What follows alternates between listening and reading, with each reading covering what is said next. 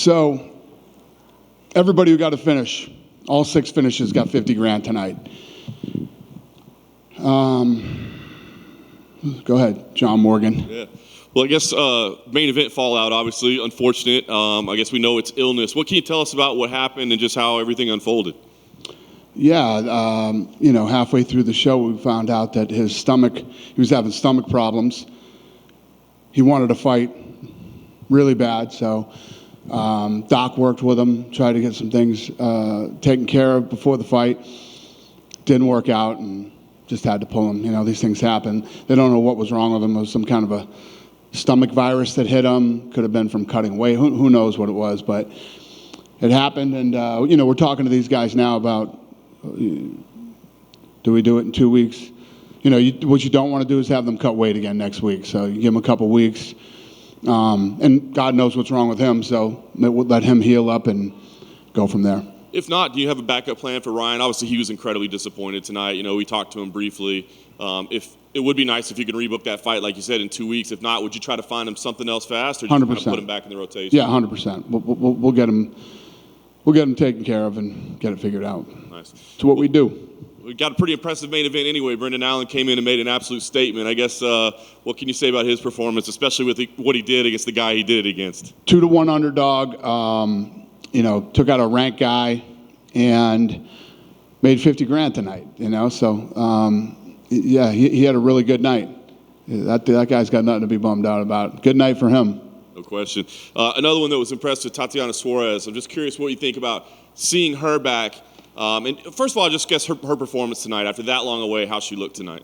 She looked incredible, especially with the time off. Everybody knows how I feel about that much time off, plus the things that she battled personally, physically, and then to come back and not just, De La Rosa is badass. That's a legit comeback fight.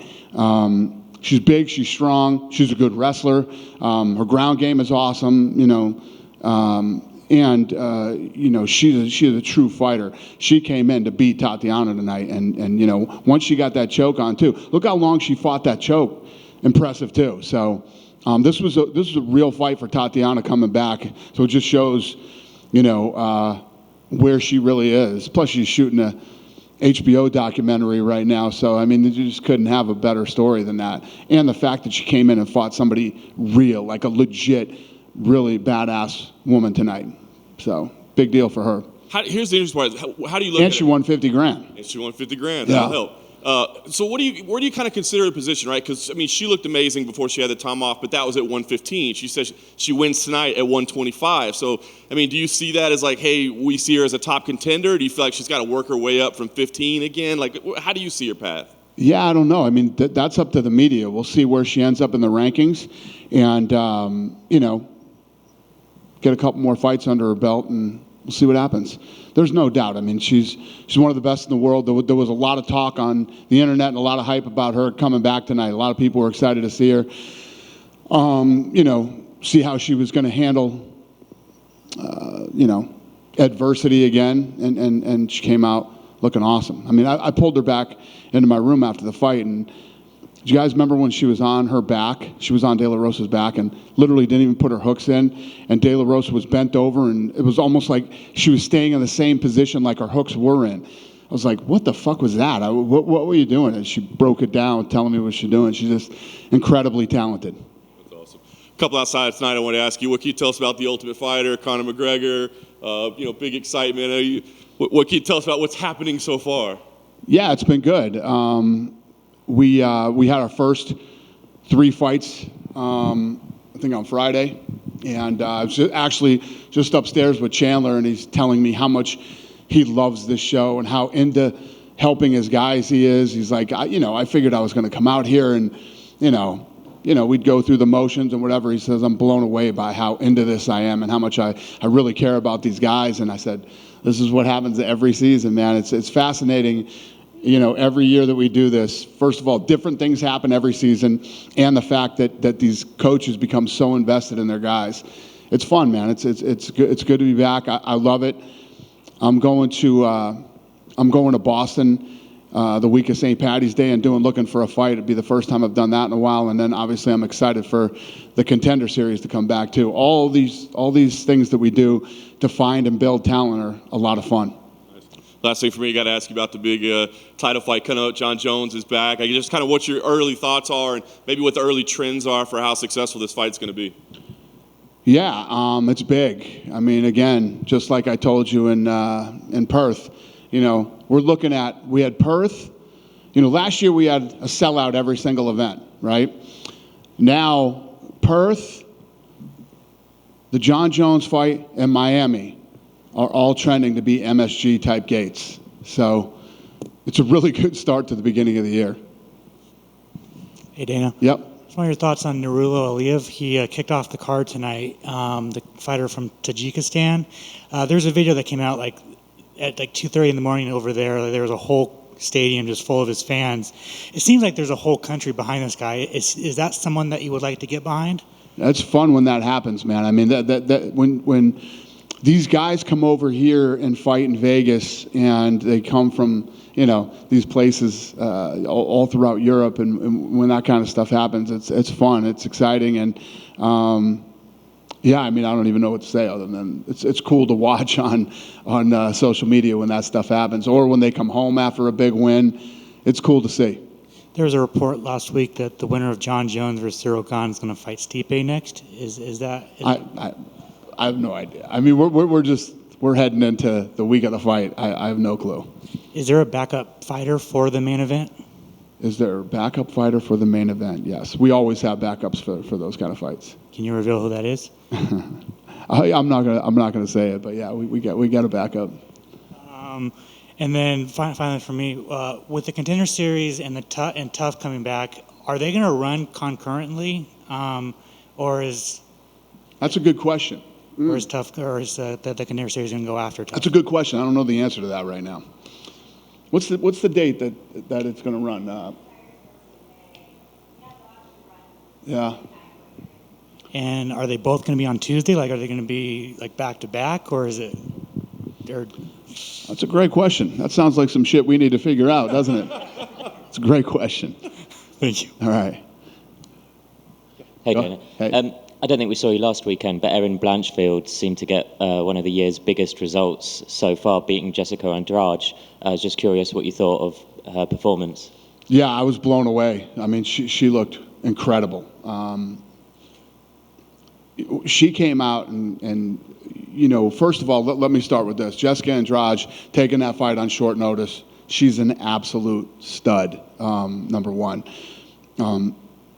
And not to take anything away from Erin, she came out and did exactly what she needed to do. She went right after her. She wasn't afraid of her. She wasn't afraid of her power.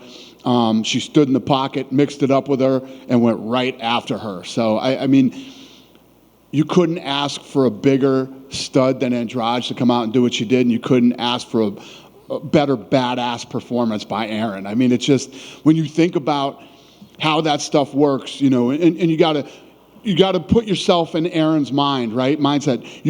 Most of these kids, they focus. We've seen it in the past with big time fighters, not just fucking people that are on the undercard or whatever. Big time fighters. Erin's coming into her first main event, right? And her opponent falls out. That's a total mind fuck to begin with. Okay. Then you tell her, oh, it's Jessica Andrade, right? So you think about how mentally tough and mentally stable somebody has to be the week leading into a fight, and that all happens to her. Then she walks into this place like a gangster and goes right after Andrade. I mean, it literally doesn't get the storyline doesn't get any better than that. And it shows you who Erin really is and what she's made of and what she's capable of. She got a big boost in the rankings. How far away is she from a title shot? Yeah, I mean, she put herself, you go in and you beat somebody like Andrade, a lot of questions about people. And the way that you answer those questions is in who you fight and how you handle yourself and you call them tests. Could she have scored any higher on her test than she did? No, she showed the world where she's at and what she's capable of, and yeah, she's probably really close. In recent years, we've seen like world MMA kind of maybe overtake American MMA with pockets coming up like Russia and the UK and Australia and New Zealand. But what does it say about the future of American MMA when you've got Aaron Blanchfield right there, almost for a title shot, looking like a gangster, like you said, and Bo Nickel as well coming through, making his debut next weekend? How bright is the future for American MMA? Yeah, it's funny because every year I sit up here in front of you guys and say, oh, wait till next year, or wait till next year, or wait till next year, and it literally always becomes true. If you look at where the sport is headed right now and the amount of talent globally, and, we have 2 Mexican-born champions now, which, I've been working at for years. And now we're opening the PI down there, which is going to take it to a whole nother level. And again, all these other parts of the world that you mentioned, it's funny because to us, the people that are in it every day, the UFC seems so massive. This thing's only like, 30 years old, but realistically, when me and the Fertittas started, we're like 22 years old. This sport is still a baby. There's so much more room for growth. That's why for years I used to hear all the stupid bullshit from people about, the UFC is peaked, the sport is peaked. Peaked. We haven't even scratched the surface of how big this thing is going to get in the next 10 years. Forget about 20, 25 years from now. It's fascinating. And I'm not sure if it was BS or not. I think I saw a report that John Jones was like 250 pounds. How big are you expecting him to kind of weigh in? I don't know. He and I have talked and text, but I haven't asked him any of that. Listen, John Jones is a guy that's been in the sport forever. He's the greatest of all time. He's done the move up to heavyweight the right way. He's taken his time and, just didn't pack on a bunch of weight, in a short amount of time. This has been years in the making, so he knows what he's doing. For sure. Thanks, Dana. Thank you. Dana, I can't remember if we've heard from you after the Makhachev-Volkanovski fight, what your thoughts on that were, and is a rematch possibly in the works on that one? You know what my thoughts are on that? When you make a super fight, could you possibly have a better fucking result than we did on that fight, right? When the entire world is arguing over who won, that's a super fight, and it delivers, right? The only thing that could possibly be better than that is the guy who's fighting for the interim title comes out looking incredible too. So now you got Yair versus Volkanovski, right? We'll see what happens with Islam and where he ends up fighting next. You have to do Yair. You have to do that fight. I mean, the guy came out and absolutely dominated a stud that night. And then you have the rematch after they both fight again. Makes sense. You could not have a better result. Makes sense. So definitely Yair first, not before giving Volk. I mean, listen, I don't know. We didn't make any fights yet. Yeah. There are a lot of different things that play out in making these fights. Timing, injuries, personal stuff, whatever it might be. But yeah, to me, the fight that makes sense is you make Yair versus Volkanovski, Islam versus somebody whenever that happens, and then you do the rematch. So much talk is about next week is just Jones and Gans. I feel like a lot of people are overlooking Shevchenko fighting Grasso. Right. What are your thoughts on that fight, and what do you expect out of that one? I agree. These things happen sometimes. But what also makes the fight so exciting and so big is the actual card. The card is stacked with great fights. This isn't just Jones and Cyril. People are just excited because Jones is coming back. But yeah, the whole card is badass, and obviously Valentina versus Grasso is an incredible card. And if Valentina beats her, I mean, it's just like this woman is absolutely amazing, and she's so sweet, talented, and so low key. She doesn't get the attention she deserves all the time. But this time we actually made 2 posters. There's the John Jones poster, and then there's the Valentina poster. So she deserves her own poster. Yeah. Going back to Tough, there was a lot of talk going into before this started. People were saying that Conor when he made the jump, he brought 3 guys with him, and he replaced 3 guys that were on the card or already decided. Can you clear up what that story's all about? I have no idea. Who gives a shit? Just glad he's back, right? Huh?